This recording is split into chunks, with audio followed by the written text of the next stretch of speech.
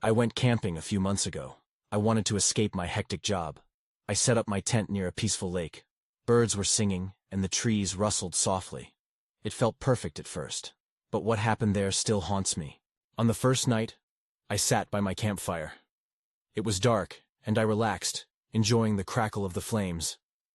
But then, I heard something. It was faint, but clear. Footsteps, maybe? They seemed to come from the trees. I told myself it was probably a deer. Still, a chill crept up my spine. The next morning, sunlight poured into my tent. I felt silly for being scared. But then, I stepped outside. I noticed small footprints near my tent. They were unusual, not like any animal tracks I knew. My stomach dropped. I didn't know what to think, who or what had made them. I tried to shake it off and went hiking. I wanted to clear my mind, but by night I was worn out. I crawled into my sleeping bag, hoping for quiet. The forest was silent, but then I heard laughter. It floated through the trees, soft and eerie. I sat up, my heart racing. I didn't want to look outside, but I had to. I peeked out, and the moonlight cast long shadows, but there was nothing there. Just darkness. I felt cold all over and wished it was a dream. The laughter came again, louder this time. I thought it was close, right behind me. Terrified, I turned quickly, but the space between the trees was empty. I whispered to myself, trying to calm down, but I was still scared. The forest felt wrong. As the final night approached, I couldn't shake the dread. I stared at the fire, worried about what I might hear. Around midnight, an urge hit me. I had to step outside. I was trembling as I noticed a figure standing near the trees. It was shadowy but tall. It just stared at me. For a moment I thought I was imagining it. "Are you okay?" I finally managed to ask. There was silence. I blinked, and it was gone. I felt my heart thump loudly against my chest. I wanted to scream, but nothing came out. The darkness seemed alive, and I felt trapped. The next day, I packed up quickly. I couldn't shake the fear digging into me. What had I seen? What or who had walked near my tent? I wondered if I would ever find answers, but deep down, I knew I wouldn't. Some things are just better left alone. I drove away from that forest, but every time I close my eyes, I hear that laughter. The mystery of those footprints still lingers, and sometimes in the quiet of the night, I think I can hear footsteps again, just beyond the trees. A few weeks after my camping trip, I thought it was time to put those memories to rest. I tried to move on, but the unease gnawed at me. It was like an itch I couldn't scratch. Each time I noticed a shadow or heard an unexpected sound, I felt that same chill creeping back. One evening, I decided to visit a friend who lived nearby. She had spent summers in the same woods and seemed to know everything about them. Maybe she'd have some insight into my strange experience. I found a comfort in her familiarity, hoping to share my fears. As we sat on her porch, the twilight settled in, and we talked about trails, wildlife, and campfires. I hesitated but eventually brought up the strange occurrences. I started with the footsteps, the laughter, and the figure. Her expression changed from interest to concern. "That sounds unsettling," she said. "But it's not the first time I've heard something like that." "What do you mean?" I pressed, feeling my anxiety shift into curiosity. "There are local legends about those woods," she said. "A long time ago, a family went missing during a camping trip. Some people believe their spirits linger. There have been sightings, especially around the lake." A chill ran down my spine. I didn't know what to respond. I felt a mix of fear and disbelief. But I saw something. It was real. Real or not, it's easy to feel things in the dark. The mind plays tricks when you're in the woods alone. I wanted to believe her, but her words added to my fears. I finished my visit and left, but the legend clung to my thoughts. The missing family haunted me. Days passed, and I couldn't shake it. So, I decided to return to the woods. Something about facing what happened felt necessary, like an itch I had to scratch. I packed a small bag and drove back to the edge of the forest as dusk began to set in. This time, I wasn't camping. I just wanted to look around the lake and gather my thoughts. The sun slipped behind the trees, and the sky turned purple with hints of orange. I parked my car and walked the familiar path, taking deep breaths to steady my nerves.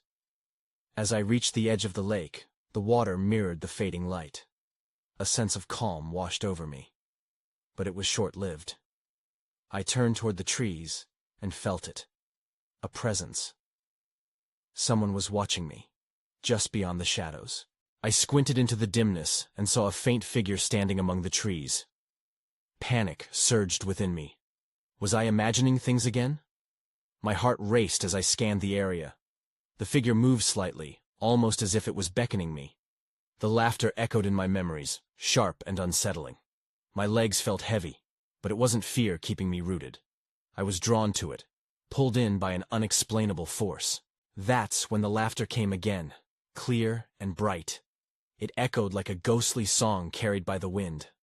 I stumbled backward, my breath hitching. I wanted to flee, but instead I stepped closer. What would happen if I followed? In that moment, I felt a mix of dread and curiosity, as if I were standing on the edge of something vast and unknown. I had to find out what it was. But before I could take another step, everything went dark. I was jolted back to reality by a sudden rush of cold air, as if the forest itself had exhaled. The lake remained still, its surface reflecting the now ominous sky. I blinked, trying to shake off the darkness that clouded my vision, but the presence didn't fade. It lingered, as thick as the trees surrounding me. Then came the laughter again, this time accompanied by something else. Soft whispers. They floated through the air, twisting around me like tendrils of fog. I could almost make out words, but they slipped away before I could grasp them. Panic gripped me. I felt foolish for coming back. I turned to leave, but my feet wouldn't cooperate. It was as if the ground had wrapped around my ankles, holding me in place. I scanned the forest, searching for the figure. It was gone. Just shadows and trees now. Their skeletal branches swayed gently in the night breeze. But the laughter continued, hauntingly cheerful, a stark contrast to the heaviness that settled in my chest. I took a shaky step back, my heart pounding. I couldn't ignore it anymore. Something was terribly wrong. That's when I spotted a flash of white amongst the trees. My instinct screamed at me to run, but curiosity tethered me there. I forced myself to take a step forward. With every movement, I felt a magnetic pull. It was almost as if I was being called. As I approached, the whispers grew louder, swirling around me with urgency. "Help us," they seemed to say, pleading yet playful. I felt a knot twist in my stomach. My friend's warnings echoed in my mind. I shouldn't have come back. There was something wrong. Something other than just memories left behind. Then, from between the trees, I saw it. A tattered blanket lying on the ground, half buried under fallen leaves. As I drew closer, I noticed the edges were frayed, and splashes of color peeked through the dirt. My heart raced with the realization that it looked almost like a picnic blanket, one a family might have used long ago. This wasn't just a remnant of the past. It felt like a message. I glanced around, half expecting to see someone emerge from the shadows. But I was alone. The laughter faded into silence, and the whispers turned into a quiet rustle. Then, as if responding to my terror, I heard a snapping branch behind me. I spun around, eyes wide, scanning the darkness. My chest tightened. Something was moving in the shadows. I turned back to the blanket, our connection broken. A rush of dread swept over me. I felt naked and vulnerable. The sense of being watched returned, but now it was heavier, pressing down on me. Before I knew it, I was running, bolting toward the path that led back to my car. I lost all sense of direction, my heart hammering in my ears. As I pushed past branches and brambles, the whispers turned frantic, chasing me like a ghost. When I finally burst into the clearing, the moonlight poured over me in a silver wash. I glanced back, but the woods stood still, almost mocking me. I scrambled to my car, fumbling with the keys. A single thought pierced through my panic. I wasn't safe here. But as I sped away, that lingering question clawed at my mind. What was calling me back? And why did it feel like I'd only just begun to unravel a mystery that was far from over? The drive back home was a blur, the headlights slicing through the darkness. My thoughts raced alongside me, chasing after the whispers and laughter I had just encountered. I couldn't shake the feeling that this wasn't over. Something was still vying for my attention, lurking just beyond my understanding. When I finally reached my apartment, I parked haphazardly and rushed inside, locking the door behind me. The familiar walls felt strangely comforting, yet suffocating. I paced the living room, trying to calm the storm in my head. Bits of the picnic blanket and those eerie whispers replayed over and over. Who were they? What did they want? I fumbled for my phone, half expecting to call my friend Rachel. Maybe she could help make sense of it all. But before the call connected, a notification caught my eye. A message from the group chat I shared with her and a couple of others. "Guys, do you remember that camping trip from years ago?" Rachel had typed. "I just saw the weirdest thing on my walk, and it reminded me of that night by the lake. It's been bugging me ever since." My stomach twisted. It was the same kind of feeling that had settled over me in the woods. I pictured Rachel's face, her eyes wide with the same fear I had just felt. I quickly typed back, asking for details. The reply came quickly. "I can't explain it. Just shadows moving in the trees. A whispering voice." I felt like someone was watching me. A chill ran down my spine. I wasn't alone in this. There was something more to this forest and the memories we'd pushed aside. A knot tightened in my gut. I had to know what Rachel saw. "Let's meet," I typed back, my fingers hovering above the screen. "We need to talk about it." While waiting for her response, I couldn't help but glance at the clock. Hours slipped by, and the city fell silent around me. As the night deepened, a heavy fog rolled in outside, turning the streetlights into pale halos. I felt a stirring in the air, as if something was shifting just out of sight. Then I remembered the blanket. I dashed to the back of my closet, rifling through old camping gear until I found my backpack. I pulled out a flashlight, then hesitated. The image of that tattered blanket flashed in my mind, and my heart raced. What if I went back? What if I had to face whatever was lingering there? Just then, my phone buzzed. Rachel had replied. "I'm in. Let's go back tomorrow." A wave of dread mixed with adrenaline shot through me. What were we going to do? I wanted answers, but at what cost? I bit my lip, feeling the weight of the decision press down as I stared out the window into the foggy night. That's when I heard it. A soft whisper, barely discernible but undeniably present. "Help us." I froze, breath hitching in my throat. It was back. A rush of cold crept over me, filled with unspoken fears. I couldn't ignore it any longer. Tomorrow would be a reckoning. I found myself wondering, what were we about to awaken in the woods? I woke the next morning with a knot in my stomach. The sun spilled into my room, but it felt artificial, like a spotlight on a stage where unwanted truths would be revealed. Rachel and I had agreed to meet at noon, and all I could think about were the whispers. I spent the morning pacing, the minutes dragging. Each tick of the clock felt like another echo from last night. The forest called to me, and I hated how strong that pull was. It felt wrong to go back, yet I knew it was necessary. I needed answers. At 11:30, I grabbed my backpack and flashlight, checking for the blanket. I could still hear the whispers faintly in the back of my mind, and panic itched at the edges of my thoughts. Did I really want to dig deeper? I arrived at the park entrance just a little after noon. Rachel was waiting, her expression a mixture of excitement and fear. She had brought her own flashlight and a pack filled with snacks, though I didn't think either would do much to ease our anxiety. "Ready?" she asked. I nodded, trying to shake off my nerves. "Let's do this." We stepped onto the familiar trail, the same one we'd taken years ago. The trees loomed overhead, their branches swaying gently in the breeze, but their rustling felt more menacing than comforting. Soon, the trail narrowed, and the air grew thick with a scent of damp earth and decaying leaves. "Do you remember what happened? That night by the lake?" Rachel asked, breaking the tense silence. I shook my head. "Not really. Just fragments. Me too." except now it feels like it never left us. Her voice trembled slightly.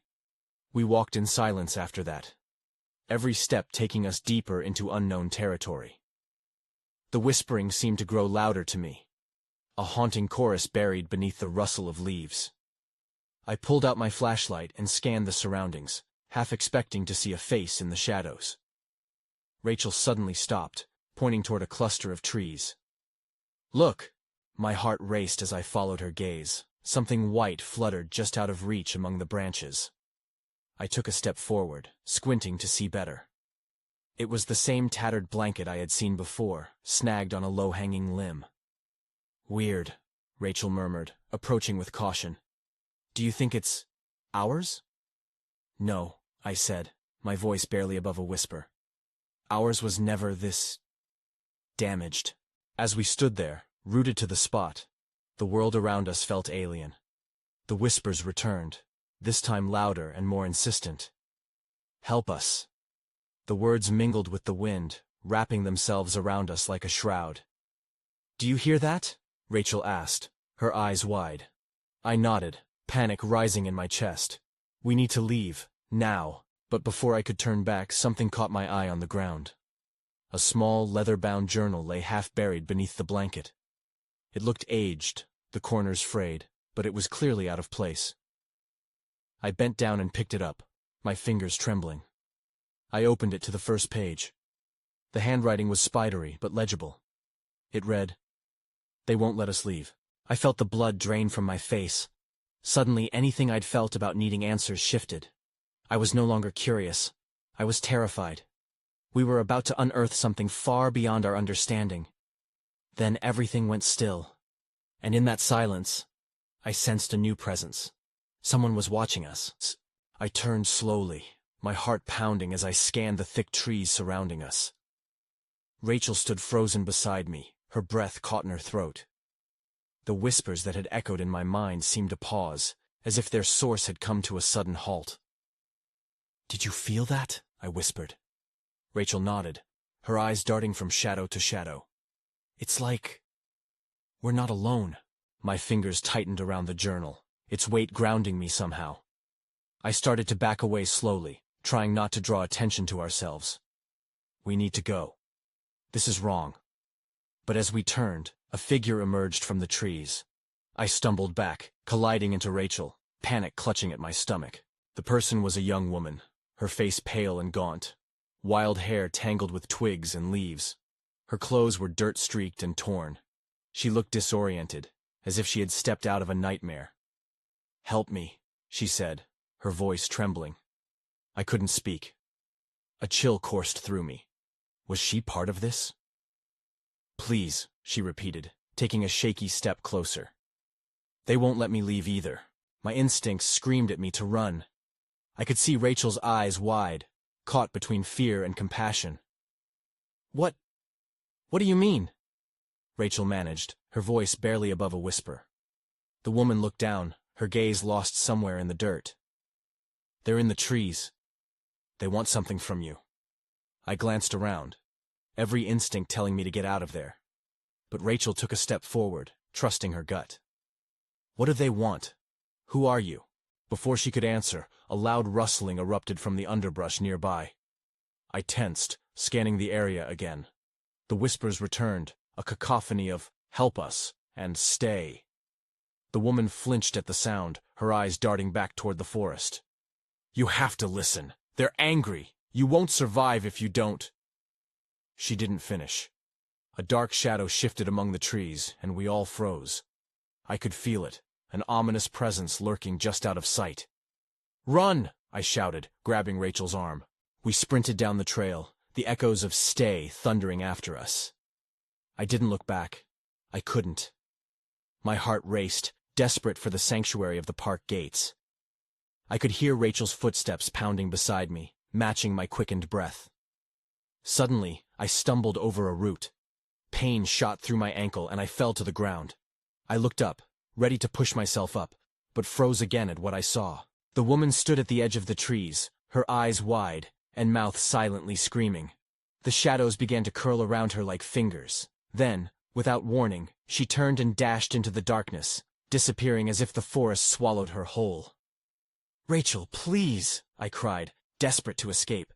She grabbed me by the arm, pulling me upright. "We need to keep moving!" As we fled, I felt the weight of the journal in my backpack, the echoes of the whispers wrapping around us like a dark cloak. What had we uncovered? Just then, something cold brushed against my shoulder, a fleeting touch, like a finger trailing down my spine. I looked back, but the path seemed empty. "Let's go," I urged, knowing that the forest held secrets that were both terrifying and irresistible. We pushed forward, our escape turning into a frantic race against whatever it was that lurked behind us. I could still feel the eyes watching, waiting. "Do you think she was really trying to help?" Rachel asked, her voice trembling. "I don't know," I replied, unable to shake the dread pooling in my gut. "But we need to figure this out." As we neared the park's exit, a sudden cold gust of wind swept through, and I shivered. It took all my strength to resist looking back, but I couldn't shake the feeling that whatever was out there had not finished with us. As we burst through the park gates, I felt a wave of relief wash over me. But it was short-lived. The night air was thick with tension, and the sounds of the forest almost seemed to follow us, a low hum of whispers lingering just beyond earshot. "Did we lose it?" Rachel asked, her eyes darting to the trees lining the edge of the park. "I don't know," I admitted, glancing back, half expecting to see the woman's pale face emerging from the shadows. "We need to get to my car." We hurried across the parking lot, my mind racing. The journal felt heavier in my backpack, bursting with secrets and stories I now feared to uncover. My fingers brushed against its cover, wanting to pull it out, but dread squeezed my chest. My car came into view, and I fumbled with the keys, desperate to get inside. "I just want to get home," I muttered as I unlocked the door, my heart still racing. Once inside, I could finally catch my breath. Rachel leaned back in her seat, eyes wide, as she processed what just happened. "That was insane," she breathed. "I never should have come here," I said, shaking my head. "We have to leave this place." I started the engine but noticed a flicker of movement in the rearview mirror. I caught a glimpse of a figure standing at the edge of the parking lot, just outside the light from the street lamps. My heart dropped. "Rachel, look!" I pointed toward the figure. She turned her head sharply, squinting. "Is that—" "It's the woman!" Before I could finish, the headlights swept over her, revealing her gaunt face again. Fear paralyzed me as she stepped closer. Her mouth moved, but I could barely hear her words over the engine's hum. "Turn off the car!" Rachel shouted suddenly. I hesitated, uncertainty flooding me. "Why?" "Just do it. What if it can sense us?" I shut off the engine, plunging us into an eerie silence. The woman stood there, her wide eyes locked onto ours, her expression a mix of desperation and warning. "What do you want?" I whispered, feeling a chill creep up my spine. She raised a hand, trembling, and pointed toward the trees behind her. They're coming. You have to leave now." And then the whispers returned, louder this time, a haunting chorus filling the air around us. "Stay. Stay. Get out of here," Rachel urged, her voice snapping me back to the situation. She was already reaching for the door handle. I couldn't take my eyes off the woman. Why was she warning us? Was she a victim, or was she part of whatever this dark force was? Before I could speak, the atmosphere shifted. The shadows in the tree line grew denser, writhing like smoke. I felt the air grow colder, a prickling fear racing down my arms. "They're here!" I shouted. The woman let out a blood-curdling scream, a sound that shook me to my core. In an instant, she turned and dashed back toward the trees, vanishing into the darkness as if pulled by an unseen force. "Now!" Rachel yelled, slamming my door open. I didn't think twice. We bolted into the night, adrenaline pushing us forward. As we ran, the whispers chased after us, echoing through the empty parking lot. "Stay. Stay." Just then, I felt something tug at the journal in my backpack. I stopped, my breath hitching. Something's pulling me back. Rachel glanced at me, panic etched on her face. "What? Let's go." In that moment, everything went dark around us. as if the shadows had swallowed the light whole. I clenched my eyes shut, wondering if this was the end. Then, I heard it again. A voice, distinct amidst the chaos. "Help me!" My stomach dropped. Who was it this time, and what did they want from us? I opened my eyes, heart pounding. The darkness surrounded us, thick and heavy. I couldn't see anything, but the whispers grew louder, swirling around my mind. "Help me!" Echoed again, tinged with desperation. "Let's move," Rachel shouted, her voice sharp against the murmur, and I felt her grip on my arm. I instinctively turned, trying to follow her voice, but I couldn't see anything.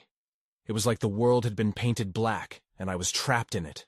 I stumbled, disoriented, and then I felt it.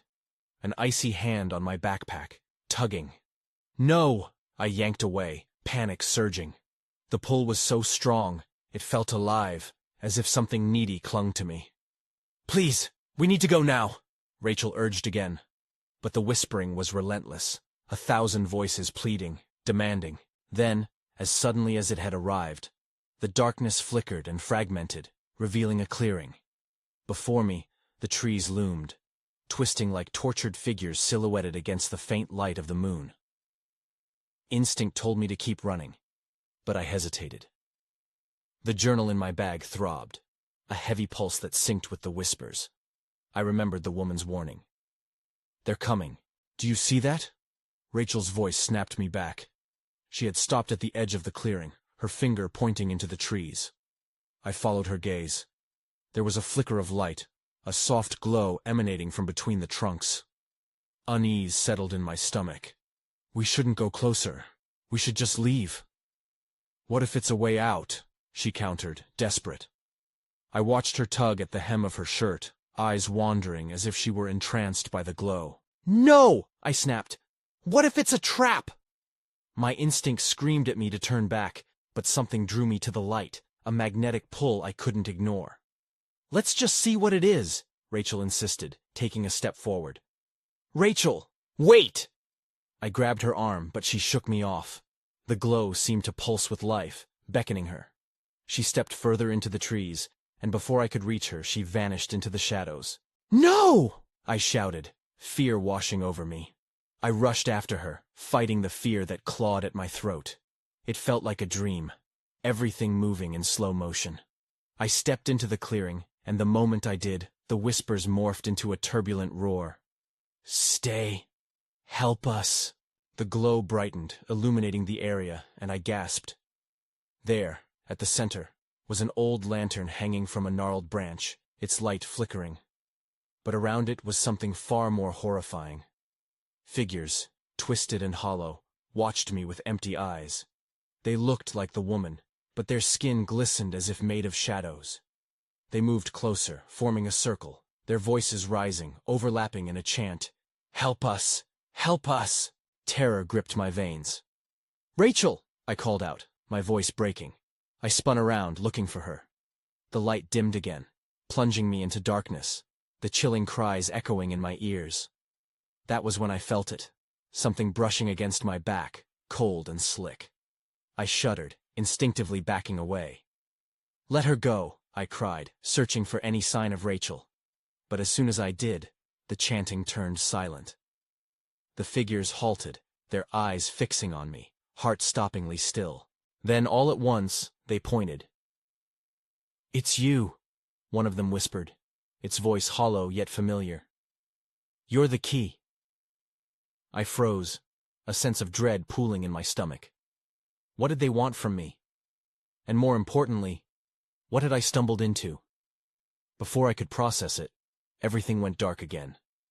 My breath caught in my throat as the world around me blurred. I felt the tug of the journal once more. That's when I saw it. A name was scrawled on the cover in frantic letters. My name. The darkness swallowed me, and I felt a crushing weight on my chest. I tried to breathe, but the air was thick and heavy. Panic set in.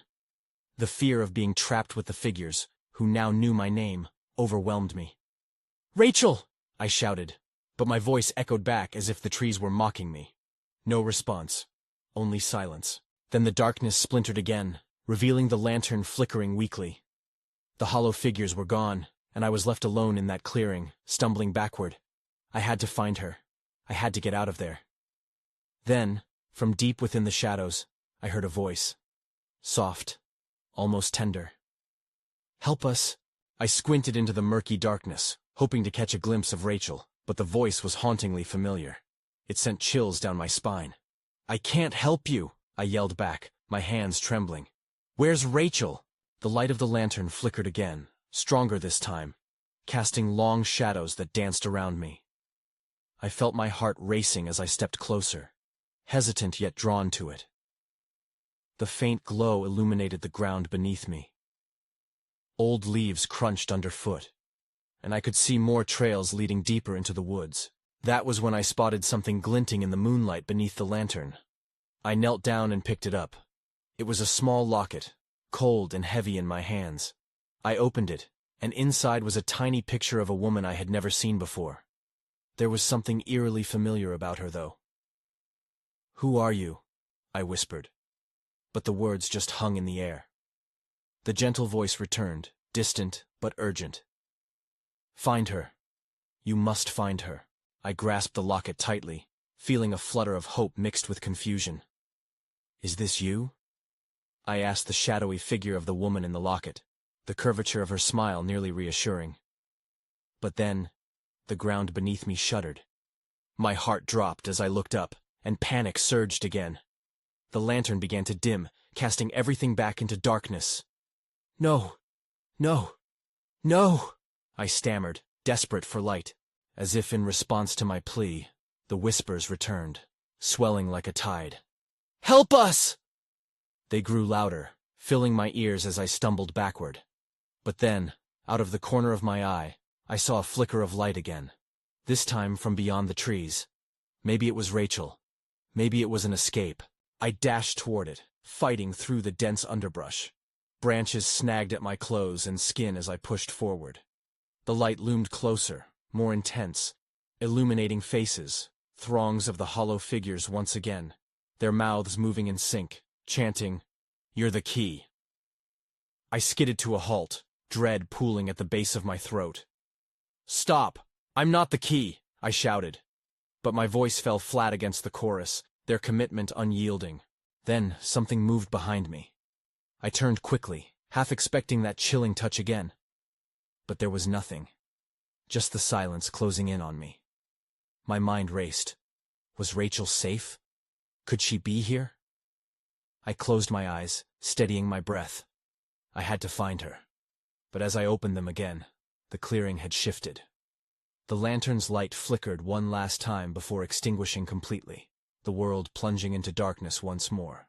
In that pitch blackness, I felt a presence, cold and looming. A whisper slid through the air. Reconnect.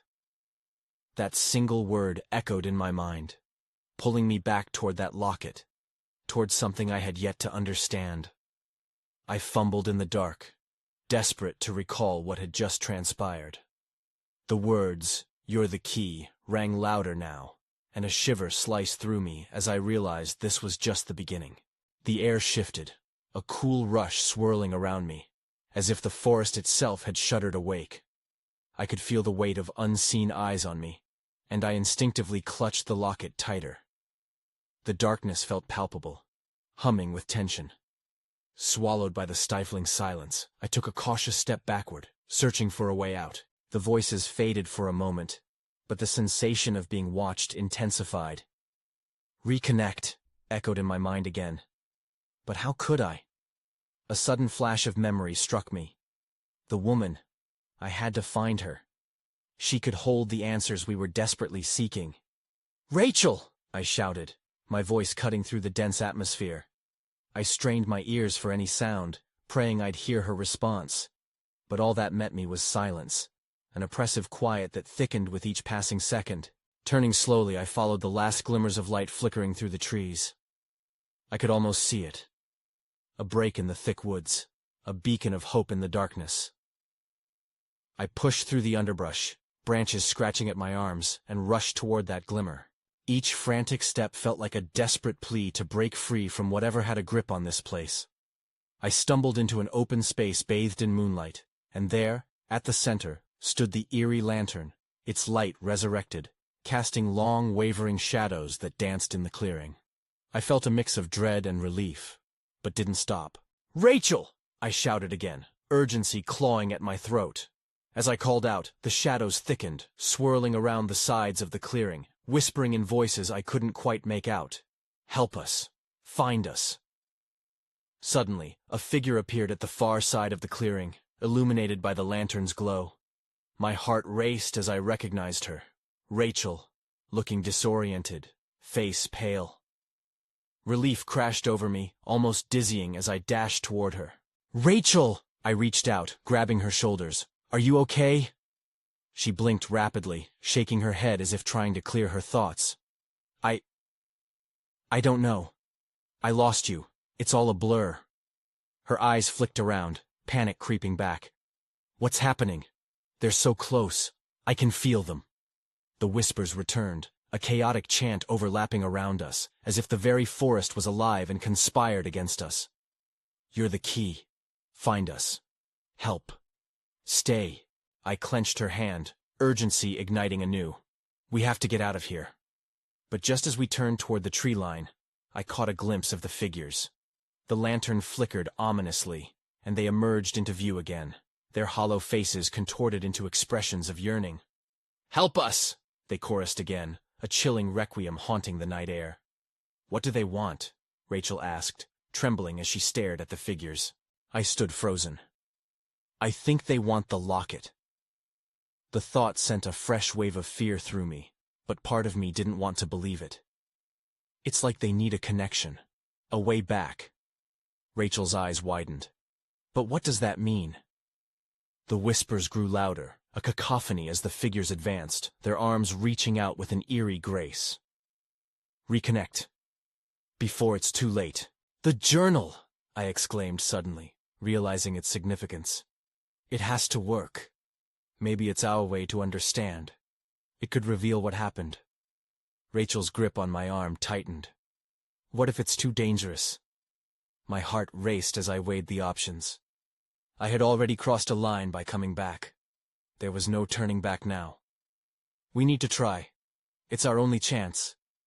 The lantern swayed as the shadows instinctively drew closer, whispering desperately for our attention. "They will come." "Fine." Rachel nodded, resolve seeping into her voice. "Let's do it." Together, we turned back toward the lantern, its flickering light illuminating the fear pooling in our hearts. I dug through my backpack and pulled out the journal, my hands shaking as I flipped through the frayed pages. The words felt alive beneath my fingers. "Help us!" Entwined with memories of the forest seeped through the pages, each line bleeding into the air. I could feel the pull, the urgency of the figures surrounding us. As I held the journal open, the glow pulsed in response, and the figures hesitated, their chants transforming into whispered pleas. I thought I sensed something shifting in the air, a connection bridging the divide. "This is it!" And suddenly everything went dark once more, the world around us collapsing into an abyss of shadows. My breath trembled in the silence that followed. I could feel Rachel's hand in mine still. But the whispers started again, this time urgent, frantic. "Help us!" they cried, echoing ever louder. With a surge of defiance, I called out into the void. "You're not forgotten! We'll help!" My voice pierced through the darkness, and in response, the weight of the figures returned, a flow rushing back towards us. As the whirl of shadows enveloped us, I felt a rush of clarity, like a forgotten memory finally resurfacing. But what would happen next? What answers awaited on the other side of this struggle? I couldn't shake the feeling that we were opening a door that couldn't be closed again. I looked towards Rachel, shadows swirling around her. "Whatever happens next, stay close." Then, the darkness shattered. I stood gasping in the clearing where we began, the lantern shining brightly, casting out the shadows. But the figures were gone, replaced by a profound stillness, as if the forest had exhaled. Yet there was no relief. I scanned my surroundings.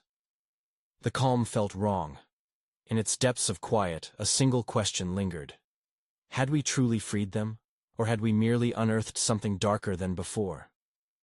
and in the ensuing silence I realized that some answers had eluded us. There was still a curious tug, an unfinished connection whispering unyielding truths. Were we the key, or just another set of echoes in the never-ending call of the woods?